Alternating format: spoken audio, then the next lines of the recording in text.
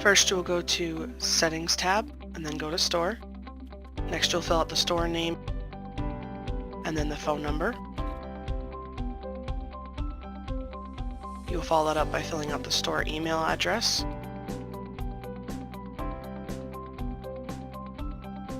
Here's where you fill out the store address.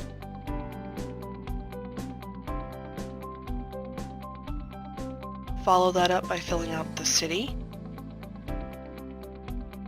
Then fill out the state. Finally, you'll fill out the zip code. Here's where you will select your time zone for this location. Then you will select your language from the list of options in the drop-down. This is where you'll be able to select your store logo. You see here on the screen we have an option for Get My Location. This will pull up your location on a Google map, which you can see here below. Finally, make sure to click the Update button so that all options are saved.